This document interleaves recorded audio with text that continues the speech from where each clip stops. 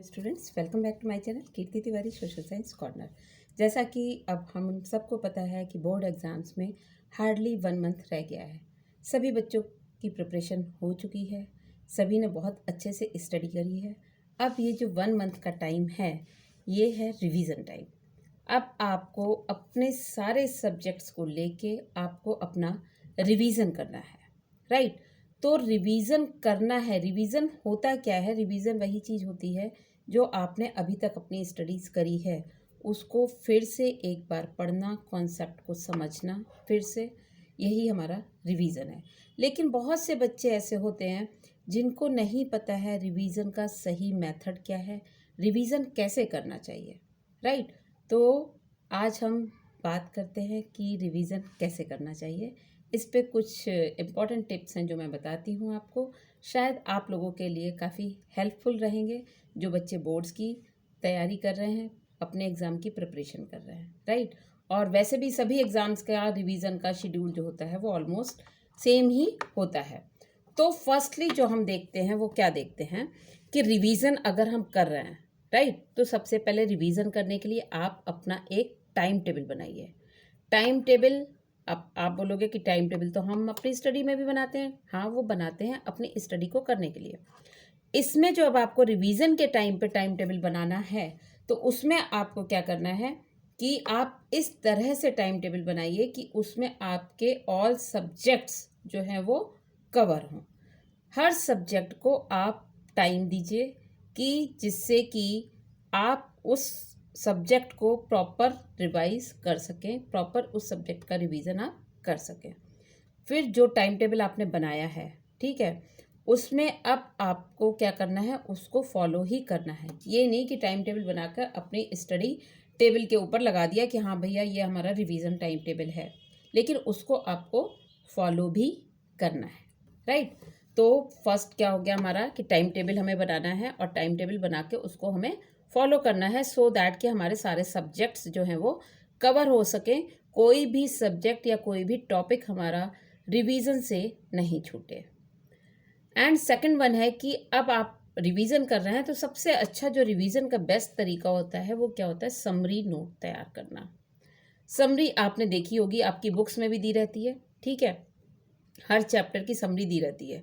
लेकिन अगर आप रिवीजन कर रहे हैं तो आप अपने ही वर्ड्स में उनकी समरी नोट तैयार करिए, क्योंकि ये बहुत ज़्यादा ज़रूरी है। और शॉर्ट नोट्स जो भी है उनके साथ उन सब्जेक्ट्स को पॉइंट्स में लिख लीजिए। जैसे अब कोई भी सब्जेक्ट है तो अब आप क्या करेंगे, सारे सब्जेक्ट का एकदम से तो सारा रिवीजन नहीं हो सकता ना, कि अगर आपको जाना है तो पेपर देना है और आपको पढ़ना है तो आप सारा कुछ कवर नहीं कर सकते। जब आपने समरी नोट्स तैयार कर रखे हैं और उन पे शॉर्ट नोट्स बना रखे हैं सो दैट कि आपके सारे सब्जेक्ट्स के पॉइंट्स जो हैं वो उसमें कवर हो रहे हैं और आपको वो रिवीजन में क्या करते हैं, हेल्प करते हैं, आपकी हेल्प होती है उनसे। एंड इसके बाद आप क्या कर सकते हैं, जैसे आप रिवीजन कर रहे हैं, आपको कुछ नहीं समझ में आ रहा है, कभी कभी होता है कि हम रिवीजन करते हैं और कुछ ऐसी चीज़ें आती जो हमारे सामने डाउट्स क्रिएट कर देती हैं। तो जो डाउट्स होते हैं तो उसमें आप अपने फ्रेंड्स और टीचर्स की हेल्प ले सकते हैं। फ्रेंड्स से आप डिस्कस करेंगे तो फ्रेंड्स भी बता सकते हैं और टीचर तो आपको 100% बताएगा ही। तो उसमें जो आपका वीक पॉइंट है या वीक सब्जेक्ट है वो आपका वहाँ पर कवर हो जाएगा। तो इसमें आप टीचर से या अपने फ्रेंड से पूरी तरह से हेल्प जो है वो ले सकते हैं। और जो सबसे बड़ी बात है रिवीजन को लेकर लोगों के मन में, या रिवीजन क्या एग्ज़ाम को ही लेकर, बोर्ड्स को लेकर, जो 10th के दे रहे हैं वो स्पेशली, उनके मन में एक काफ़ी डर पैदा होता है, डर बैठा होता है कि अरे अब बोर्ड के एग्ज़ाम शुरू होने वाले हैं और हमारा ये नहीं तैयार है, हमारा वो नहीं तैयार है। इन सब सारे चक्करों से आप बिल्कुल भी घबराइए नहीं। आप ये सोचिए कि आपका सारा कुछ तैयार है। जो नहीं तैयार है, अगर सपोज दैट आपका तैयार नहीं भी है, कोई टॉपिक नहीं तैयार है, किसी सब्जेक्ट में कोई चैप्टर नहीं तैयार है, उसको आपने अभी तक नहीं कवर किया है, कोई बात नहीं, टेंशन लेने की ज़रूरत नहीं है। आप क्या करिए कि जो पहले आपने तैयार किए हैं, राइट, जो चैप्टर्स या सब्जेक्ट्स आपके पहले से प्रिपेयर हुए हैं उनको आप रिवाइज करिए सो दैट कि वो आप अच्छे से कवर कर सकें। फिर आपके पास टाइम होता है, बचता है, तब आप क्या करिए, जो आपका छूट गया है आप नहीं पढ़ पाएँ, नहीं उसको रिवाइज़ कर पाएँ, तब आप वहाँ पर उसको रिवाइज़ कर सकते हैं। तो इसमें क्या होगा, इसमें आपको बिल्कुल भी डरने की ज़रूरत नहीं है। जो तैयार है वो आपका बहुत अच्छे से तैयार हो गया, और जो आपको लग रहा था कि आपने नहीं कवर किया, नहीं तैयार किया है, तो वो भी आप एक उसमें नज़र मारेंगे, देख लेंगे, तो वो भी आपका तैयार हो जाएगा। कुछ तो आप लिख ही सकते हैं उसमें, राइट। तो ये क्या है, इससे डरना छोड़ दें अपनी स्टडीज़ से, और किसी भी तरह के प्रेशर में ना रहें आप। उसके बाद आप क्या कर सकते हैं, अपनी स्टडी रूम की वॉल पर एक बड़ा सा चार्ट पेपर आप लगा सकते हैं, और उस चार्ट पेपर में सब्जेक्ट्स को हाईलाइट करिए, और उन सब्जेक्ट्स को हाईलाइट करके जो आपने जैसे कॉन्सेप्ट किसी टॉपिक का लिख रखा है, तैयार कर रखा है, या फार्मूलेज तैयार कर रखे हैं किसी सब्जेक्ट के, तो वो वहाँ पर आप लिख सकते हैं, सो दैट कि आप लेटते समय, उठते समय, बैठते समय उनको पढ़ते रहेंगे, और वो आपके माइंड में बैठते रहेंगे पूरी तरह से। और सबसे बड़ी बात ये है कि अपने माइंड पे किसी भी तरह का आपको स्ट्रेस नहीं डालना है, किसी भी तरह का स्ट्रेस नहीं डालना है। ठीक है कि हाँ, अब पढ़ रहे हैं तो पता चला कि कंटिन्यूअसली आप पढ़े ही जा रहे हैं, रिवीजन करते ही जा रहे हैं, करते ही जा रहे हैं। अरे भाई, थोड़ा सा गैप भी देना है। ठीक है, गैप जब आप देंगे तब आपका माइंड जो है वो फिर से फ्रेश हो जाएगा। 1 घंटा आपने पढ़ाई करी, उसके बाद आपने 5 से 7 मिनट का ब्रेक लिया। उस 5 से 7 मिनट के ब्रेक में आप टीवी नहीं देखेंगे, आप मोबाइल नहीं छुएंगे, राइट। आप क्या करेंगे, पानी पिएंगे, अपनी आइज़ को धुलेंगे, और कोई भी गेम जो आपको अच्छा लग रहा है, मतलब इंडोर गेम या ऐसे बॉल से आप खेल सकते हैं।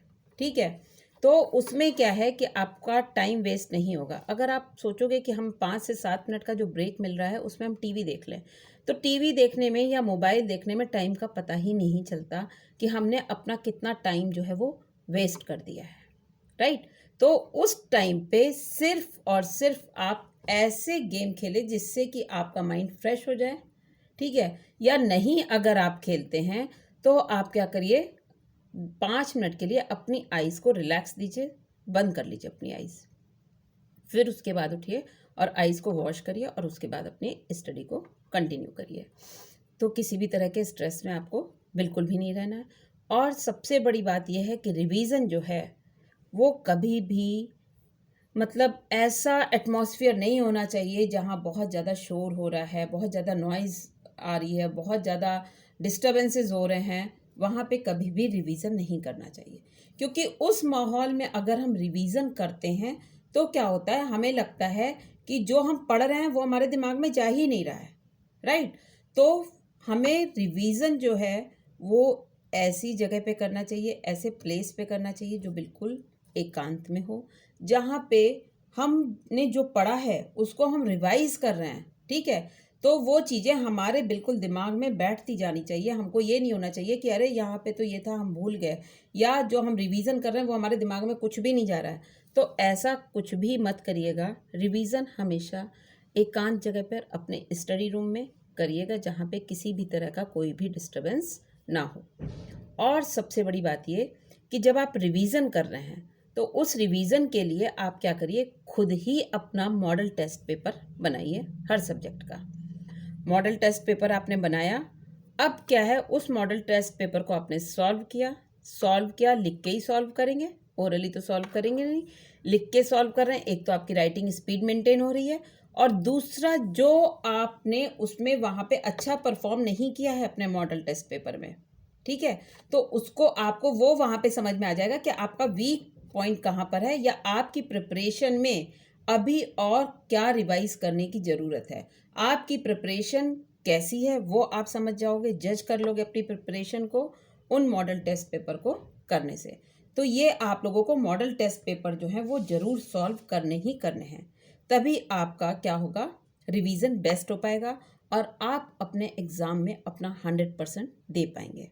तो ये मत सोचिएगा कि अरे लिखने से मेरे हाथ में दर्द होगा, या लिखने से टाइम वेस्ट हो रहा है। टाइम वेस्ट बिल्कुल नहीं होता। लिखना सबसे अच्छा क्या है, प्रैक्टिस है। तो आप मॉडल टेस्ट पेपर की क्या करिए, उसकी प्रैक्टिस करिए। अब आपको उसमें पता भी चल गया कि किस सब्जेक्ट में और किस टॉपिक को आपको फिर से रिवाइज करने की ज़रूरत है, फिर से रिवीजन की ज़रूरत है। तो वहाँ पे आप क्या कर सकते हैं, रिवीजन, उन अपने वीक पॉइंट्स को फिर से आप जो है वो रिवाइज कर सकते हैं। तो इसमें क्या होगा, आपका रिवीजन भी हो गया और आपने सारे सब्जेक्ट्स को, सारे टॉपिक्स को कवर कर लिया।